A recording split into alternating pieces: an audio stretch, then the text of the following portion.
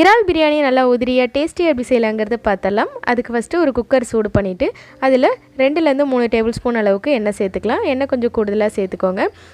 2 துண்டு பட்டை, ஒரு நட்சத்திர சோம்பு, 3 கிராம்பு, 3 ஏலக்காய், ஒரு பிரியாணி இலையும் சேர்த்துட்டு இதில் 2 மீடியம் சைஸ் பெரிய வெங்காயம் நீள்வாக்கில் கட் பண்ணி வச்சுருக்கேன். அதையும் சேர்த்துட்டு நல்லா கலர் மாற அளவுக்கு வதக்கி விட்டுடலாம். இந்த அளவுக்கு நல்லா வெங்காயம் கலர் மாறி வந்ததும் இதில் ஒரு கைப்பிடி நிறையா புதினா இலைகள் கட் பண்ணிவிட்டு சேர்த்துக்கலாம். கூடவே ஒரு கைப்பிடி நிறையா மல்லி இலைகளையும் கட் பண்ணிவிட்டு சேர்த்துட்டு அடுத்ததாக 3 பச்சை மிளகாயை நல்லா கீறி வச்சுருக்கேன். அதை சேர்த்து இப்போ இது எல்லாத்தையும் நல்லா கலந்து விட்டுடலாம். எண்ணெயில் எல்லாமே நல்லா வதங்கும் போது நல்லா ஃப்ளேவர் தரும். இப்போ இந்த அளவுக்கு நல்லா வதங்கி வந்ததும் இதில் 1 டேபிள் ஸ்பூன் அளவுக்கு ஃப்ரெஷ்ஷாக அரைச்சி இஞ்சி பூண்டு பேஸ்ட்டு சேர்த்துக்கலாம். இஞ்சி பூண்டு பேஸ்ட் வந்து நம்ம ஃப்ரெஷ்ஷாக அரைச்சி போகும்போது தான் நல்லா டேஸ்ட்டு கிடைக்கும், வாசனையாகவும் இருக்கும். அடுத்ததாக இஞ்சி பூண்டோட பச்சை வாசனை போனது 1 டேபிள் ஸ்பூன் அளவுக்கு மிளகாய் தூளும் 1/2 டீஸ்பூன் அளவுக்கு மஞ்சள் தூள் சேர்த்துட்டு நல்லா கலந்து விட்டுடலாம். எண்ணெயிலே சேர்க்கும் போது நல்லா கலர் கொடுக்கும். அடுத்ததாக 2 மீடியம் சைஸ் தக்காளியை நல்லா பழுத்ததாக செலக்ட் பண்ணி கட் பண்ணி வச்சுருக்கேன். அதையும் போட்டு நல்லா வதக்கி விட்டுடலாம்.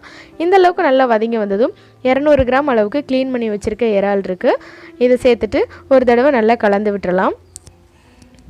இறால் வந்து ரொம்ப நேரம் வேக வைக்கக்கூடாது, 1 நிமிஷம் வரைக்கும் நல்லா வதக்கி விட்டுடலாம். இப்போது 1 டேபிள் ஸ்பூன் அளவுக்கு உப்பு சேர்த்துக்கிறேன். கல் உப்பு சேர்த்து நல்லா கலந்து விட்டுடலாம். உப்பு நீங்கள் கடைசியாக நம்ம குக்கர் மூடி போடுறதுக்கு முன்னாடி டேஸ்ட் பார்த்து செக் பண்ணிக்கோங்க. இப்போ இதில் 1 டேபிள் ஸ்பூன் அளவுக்கு தயிர் சேர்த்துட்டு அதையும் நல்லா கலந்து விட்டுடலாம். இப்போ இதுலேயே நம்மளுக்கு நல்லா தண்ணி விட்டுருக்கோம். 1 கப்பு பாஸ்மதி ரைஸுக்கு 1.25 கப் அளவுக்கு தண்ணி கொதிக்க வச்சுருக்கிறத சேர்த்துடலாம்.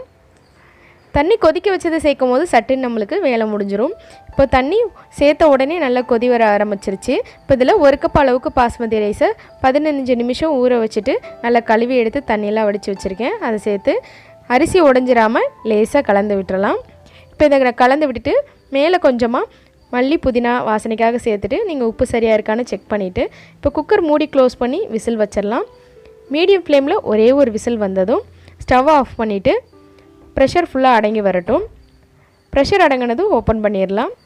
அவ்வளோதான். இப்போ நம்மளுக்கு ரொம்பவே சூப்பராக நல்லா சாதம் குலையாமல் உதிரியாக கிடச்சிருச்சு. இதே மாதிரி நீங்களும் ட்ரை பண்ணி பார்த்துட்டு எப்படி இருக்குங்க கமெண்ட் செக்ஷனில் சொல்லுங்கள். Like, share and subscribe. Thanks for வாட்சிங்.